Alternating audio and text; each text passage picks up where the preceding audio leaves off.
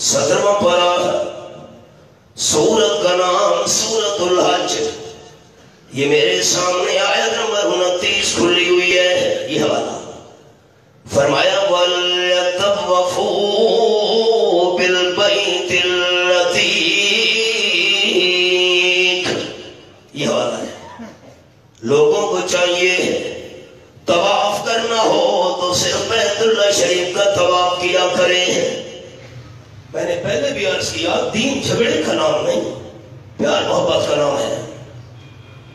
اگر کوئی آپ کے شہر میں حج کر کے عمرہ کر کے واپس آئے، اب ملاقات کے لیے حاضری دیں، حاجی صاحب ادب سے عرض کرنا ہے، حاجی صاحب حج کرنے کے بعد عمرہ کرنے کے بعد آپ مدینہ طیبہ حاضر ہوئے تھے، مسجد نبی شریف میں آپ نے جماعت کے ساتھ نمازیں بھی ادا کی، ریاض الجنہ میں نوافل بھی ادا کیے، مسجد نبی شریف میں قرآن پاک کی تلاوت بھی کرتے رہے، درود ابراہیمی بھی کثرت کے ساتھ آپ نے پڑھا۔ پر حاجی صاحب سوال یہ ہے، تاجدار دو عالم صلی اللہ علیہ وسلم کی قبر منور کے آپ نے کتنے طواف کیے تھے؟